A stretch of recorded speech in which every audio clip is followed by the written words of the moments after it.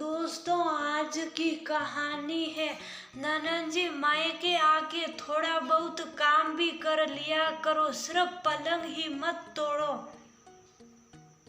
दोस्तों, कहानी शुरू करने से पहले अगर आपने चैनल को सब्सक्राइब नहीं किया हो तो कर लीजिए ताकि आपके पास पहुंच सके हर नया वीडियो। दिन भर घर के कामों में जुटी रहती हूँ। खाना बनाना, कपड़े धोना, सफाई करना, बच्चों को स्कूल भेजना, सास ससुर की खिदमत करना और फिर आपके नखरे उठाना। लेकिन मजाल है जो कोई मेरी तारीफ कर दे, मुझसे प्यार से दो बोल दे। लोग से मेरी शिकायतें लगाती रहती हैं। मोहल्ले में मुझे बदनाम कर रखा है कि मेरी बहू फूड है। आज फिर मानसी विनीत से लड़ाई कर रही थी। यार मानसी, ये तुम रोज घरेलू बातें मुझे क्यों सुनाने बैठ जाती हो? मैं दिन भर ऑफिस से हारा आता हूँ और तुम्हारी रोज की यही बक बक में से मैं परेशान हो गया हूँ। विनीत चिढ़ कर बोला, हाँ, आप तो परेशान हो गए और मैं यहाँ खुश हूँ। दिन भर मासी की तरह खटती रहती हूँ ऊपर से, और आए दिन माँ जी आपकी बहनों को बुला लेती है, पर आपको क्या पता कितना काम बढ़ जाता है मेरा। आपकी बहनें दिन भर पलंग तोड़ती रहती हैं और मैं दिन भर घन शक्कर बनी रहती हूँ, और इतने काम करने के बाद तारीफ के दो बोल नहीं मिलते। मानसी के कहने पर विनीत भड़क गया। यार मानसी, कितनी बार मैं कह चुका हूँ ये घरेलू बातें मुझसे मत कहा करो, तुम्हें संभालना है, सब कुछ ये जानती हो, फिर भी रोजाना का वही बहस। विनीत सिलाया। उसके इस तरह सिलाने पर मानसी रोने लगी और विनीत परेशान हो गया। फिर उसे बैठकर समझाने लगा, देखो मानसी, तुम सारी सिचुएशन जानती हो। भैया भाभी मम्मी पापा की जिम्मेदारी लेने को तैयार नहीं। अब इस उम्र में मैं उन्हें छोड़ तो नहीं सकता, और जब मम्मी पापा मेरे साथ हैं तो जीजी लोग भी मेरे घर आएंगे, और अगर तुम काम के वजह से परेशान हो जाती हो तो एक मासी रख देता हूँ, कोई पार्ट टाइम जॉब कर लूँगा, मासी का खर्च निकल जाएगा। बस तुम ये रोज रोज मुझसे लड़ाई मत किया करो। विनीत उसे अपने गले लगाकर उसके बालों को सहलाने लगा। विनीत का थोड़ा सा प्यार पाकर मानसी पिघल गई और चुप हो गई। हफ्ते दिन तक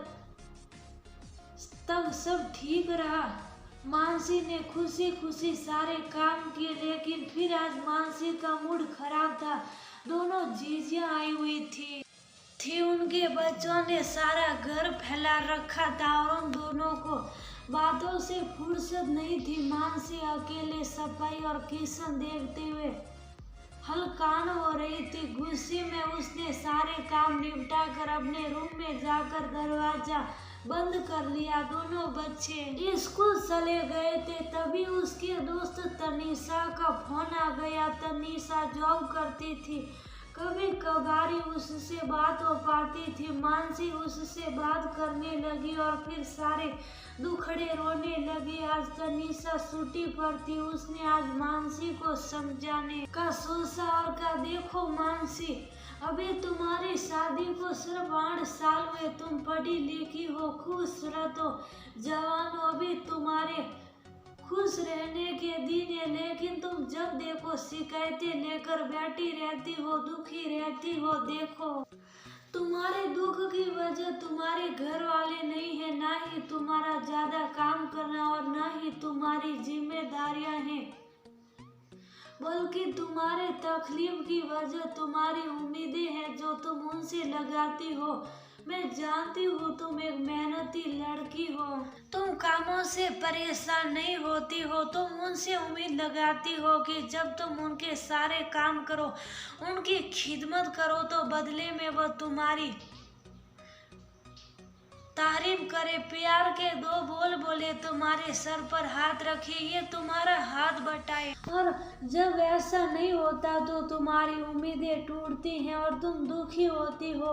आज से तुम उनसे उम्मीदें लगाना बंद करो, तुमसे जितना काम होता है करो, नहीं तो छोड़ दो। तुम्हारे जीजी लोग आए दिन आ जाती हैं, पलंग तोड़ती रहती है, जब काम पड़ा हुआ देखेगी तो खुद हाथ बटाएगी, और अगर उन्हें काम करना पड़ेगा तो वह यहाँ आना कम कर देगी, क्योंकि उन्हें यहाँ आराम जो नहीं मिलेगा। बिना वजह तुम्हारी लाइफ में दखल अंदाजी करती रहती हैं, अपने बड़े भाई के घर नहीं जाती। तुम अपने सारे कर्तव्य निभाओ, लेकिन जहाँ तक तुम्हें ताकत है, जितना तुम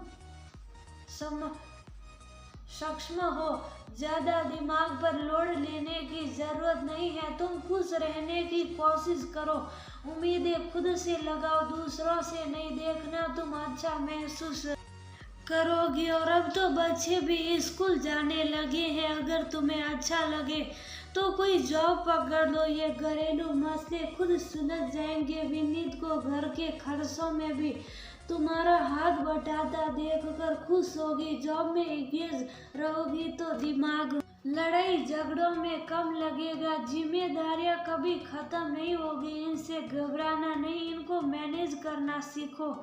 तनीषा हंसते हुए कहा। उसकी बात सुनकर मानसी बोल उठी, तुम ठीक कह रही हो तनीषा, मेरी उम्मीदें मुझे तकलीफ दे रही है। मैं सोचती हूँ कुछ, प्लीज तुम मेरे लिए कोई जॉब ढूंढने में मदद करो।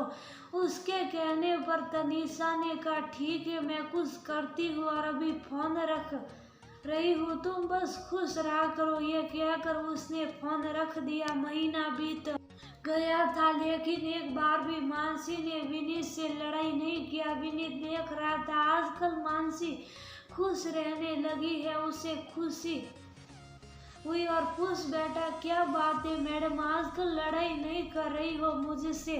उसकी बात सुनकर मानसी मुस्कुराते हुए बोली, खुशी की वजह सीक्रेट है डियर। आप ही ने कहा था ना घर के मसाले खुद सुलझाने को, तो मैंने सुलझा लिया और विनीत में जॉब करने का सोच रही हूँ। उसके कहने पर विनीत बोला, मैनेज कर लोगी? हाँ कर लूंगी, मानसी ने कहा और मन ही मन सोचने लगी। घर को मैनेज करने का एक मंत्र जो मिल गया है, खुद को खुश रखने का। खुद को खुश रखूंगी तभी तो सबको खुश रख पाऊंगी।